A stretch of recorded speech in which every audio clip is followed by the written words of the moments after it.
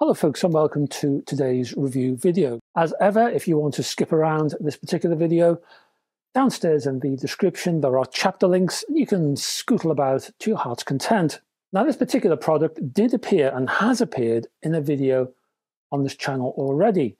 It was a sort of buyer's guide for stabilizers and record clamps for turntables, and it was part of that mix. Now ever since the product itself has appeared in that video, and I'll put a link above if you want to have a look yourself, I've had lots of questions about it. More information has been requested. So because of all those queries, I thought I will put this particular review on this channel, and well, it'll reveal all, hopefully. So we're looking basically at the Gravity One. It's from a UK outfit called Origin Live. It costs £210. Now this thing fits over the spindle of your turntable, but it is not a record weight. It is not a stabilizer. It is not a clamp. Even Origin Live, the company who made this thing, they call it a record weight. They are wrong. It is not a record weight. Calling this product a record weight does not describe what this accessory does or how it does it. It's a name that will be familiar to the beginner or the wary, and yes, it may help Origin Live's Google Analytics, but that's about it. It has weight, sure, otherwise it would float through the window, wouldn't it? But there's so little of it that it does not perform like a classic stabilizer. Now, there is no closer look in this section. In fact, I'll be bringing the Gravity One to camera, and you can have a good look at it directly from this location, as it were. I won't be going off like I normally do with a closer look section. But before we get to that, I want to talk about the Gravity One's inspiration.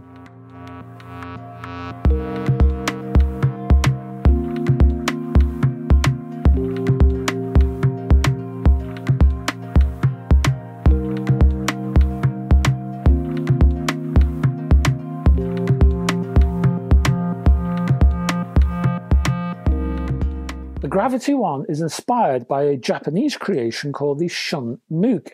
Described as a record clamp, the Shun Mook is made from ebony root.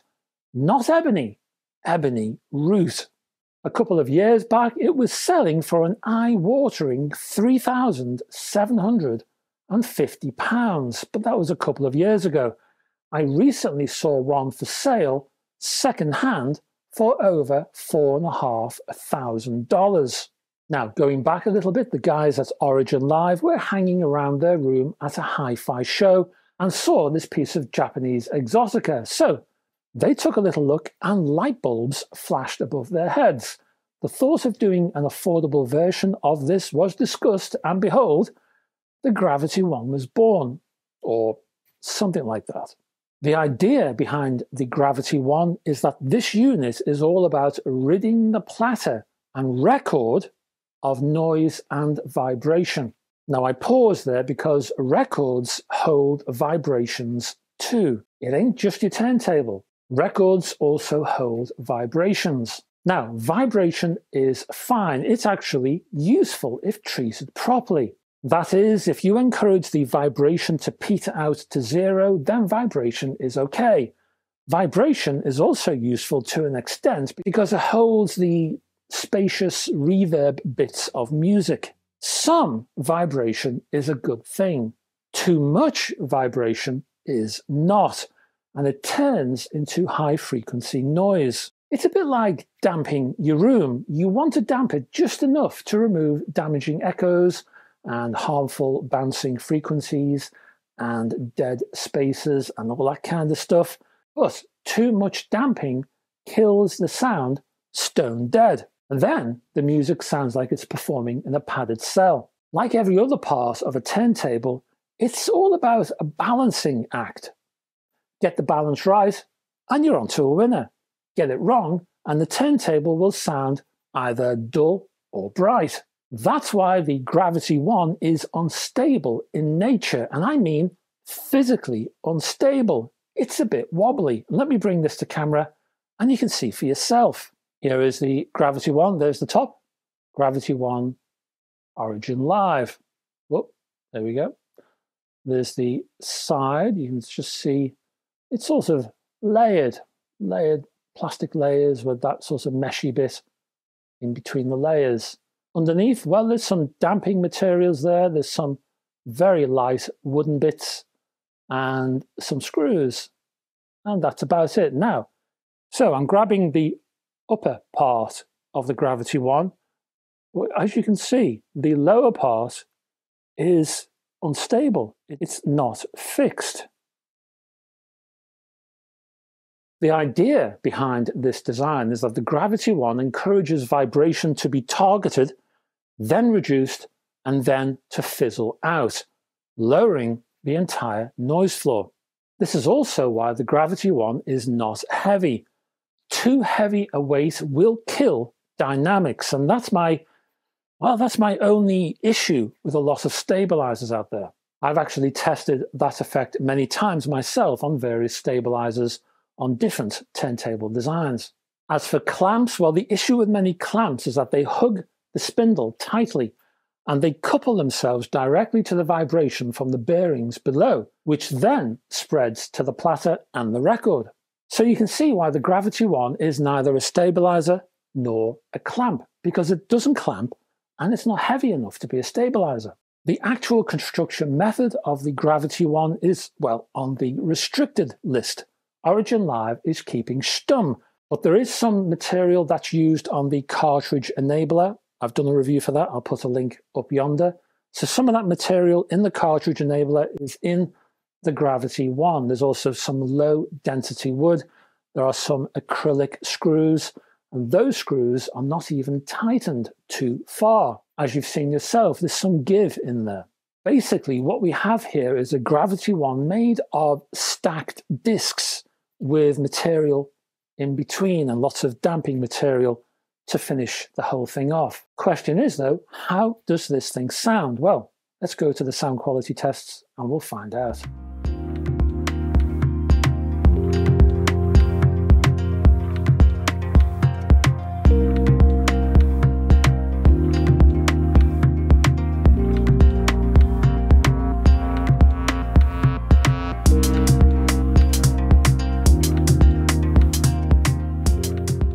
And welcome to the sound quality tests for the Origin Live Gravity One. Now, I started with a Motown production from a guy named Joe Harnell and his LP Moving On with a couple of exclamation marks for free.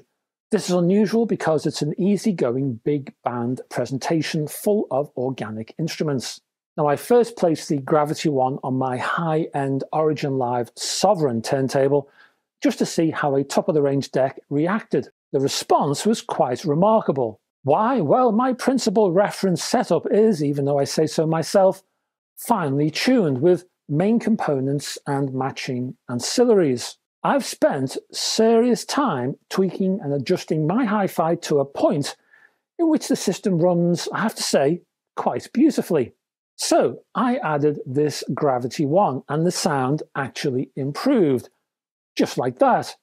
Just to prove that no matter how well you think your system is doing, there's always something else out there to improve matters. Accessories like this Gravity One never fails to amaze me. What's actually happening here? Well, it's all about control, really. Basically, if there are any, and I mean any frequencies that are misbehaving, and that includes those frequencies that are even slightly out of line, this accessory will correct that error. It will focus upper mids. It will add a tad more weight to the bass. It will denoise the treble. It will add clarity. It had me throwing up my hands in exasperation, to be honest. In a pleasant way, I have to add. Oh, hey, there I was at the beginning of this test, smug because my particular hi-fi chain was perfect, wasn't it? And then this thing comes along and says, okay, Buster, just step to one side and let me show you a thing or two. So the prominent secondary percussion tambourine stepped back a tad from the sonic edge, where it normally lives, and added both clarity but more detail to the presentation. Bass sounded fuller and added a reverb tail, and the piano provided far more resonance. I then shifted to Roxy Music's Avalon, a well-produced LP offering balanced neutrality. Again, I thought this LP was sorted in sonic terms. It sounded great as it was, to be honest. But again, there were changes with the Gravity One. All good changes. Now, well, the LP sounded even better. It's interesting, the Gravity One removed little areas of bass bloom here, mid-range smearing there. Little errors, lots of little errors were corrected. Errors, frankly, that I didn't even notice were there until they were gone. Not major problems, you understand. Not here with the Sovereign at any rate, but lots of little corrections. When you add them all up, well, it created quite a jaw-dropping presentation. So you had lots of little details popping out of the woodwork, a vocal reverb that wasn't there before, brief but noticeable, a new and quick cymbal tap or two, just a second's worth but enough to catch the ear, a slight extra delay on a guitar string, nothing major but still enough to raise an eyebrow. And on went these little but many improvements. Lots of little things appeared. I repeat, all of this from a system I had spent a long time tweaking. Then I added up all of these things and found a couple of dozen new additions. When taken all together, suddenly they changed the entire presentation of the music, and for the better, which was great on my high-end turntable. But I wanted to try the Gravity One on a turntable and a system that had not received too much ancillary attention, and where the sonic issues were in abundance. One that had not been tweaked to the same high level as my high-end system, just to see what, if any, effects this may have. While I was there, I also decided to switch technologies away from my Sovereign's belt drive system. I plumped for the lower-cost direct drive turntable from Audio-Technica, the AT-LP 140 XP. Playing the same tracks. I did change the default cartridge, which is more DJ-centric, and I replaced that with a VM95E. I chose this turntable because, although it's a pretty good performer, it's full of DJ furniture, which does add vibration and frequency noise, and they do mask detail. Now, yes, the Gravity One, in comparison to this turntable, is relatively expensive, sure, and this is one that you might not purchase for this particular turntable. But look, if it works at one end of the price spectrum with the Sovereign, and it also works, hopefully, with the 140 at the other end of the price spectrum, then stands to reason, doesn't it, that all the other turntables in the middle, well, it should work for them as well. Whether that turntable is priced at £700 or £1,500 or £3,000. So the question is, did the Gravity One work on the 140? Oh yeah, it did. The Gravity One opened up the upper frequencies. It infused the soundstage with far more information. Before, in relative terms, the 140 sounded kind of dull in its presentation. By adding the Gravity One, it gave the presentation more pizzazz, giving the backing harmonies precision, lowering the noise floor as a whole, providing new air into the soundstage. Bass, which is a big thing on the 140, was improved. It emerged from the soundstage with more character instead of the earlier tonal smudge. In short, the Gravity One, in my opinion, transformed the 140 turntable. So how do I conclude this review of the Origin Live Gravity One, the clamp which isn't, the stabilizer which isn't? Well, let me give you a few final thoughts, then we'll do some pros and cons, and then I'll give you a rating.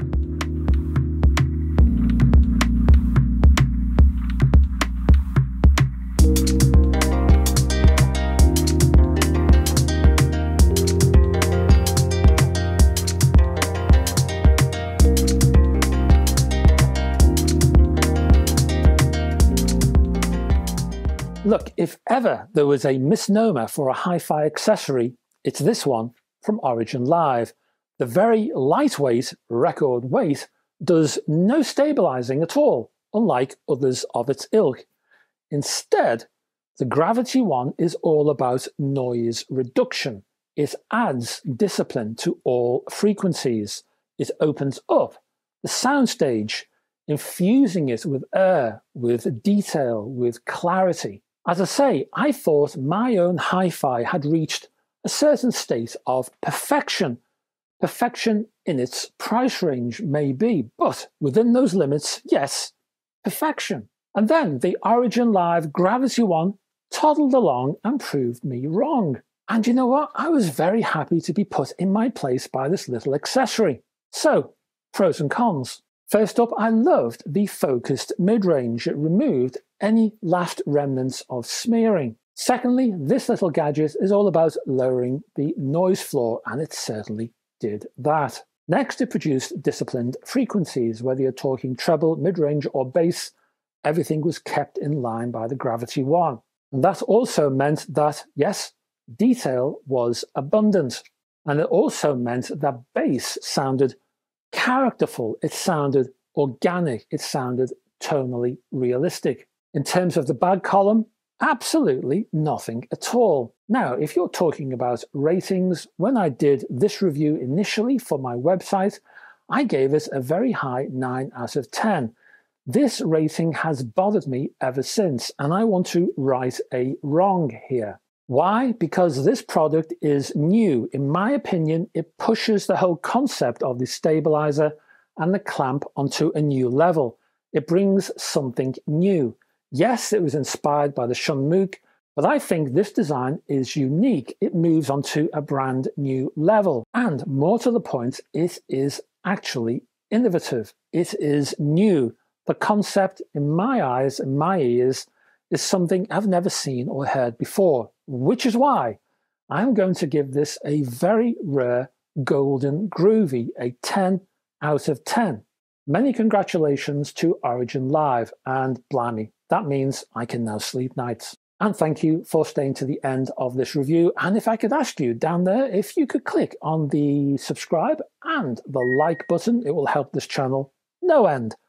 Further downstairs, as I mentioned at the beginning of this video, there are chapter headings which can help you to navigate around this video. There are also links further down to my Facebook group, which you're welcome to join, my website, which has all kinds of stuff you won't find on this channel. There's also my Patreon page, which I urge you to check out because it helps to keep this channel going. Without it, this channel will close.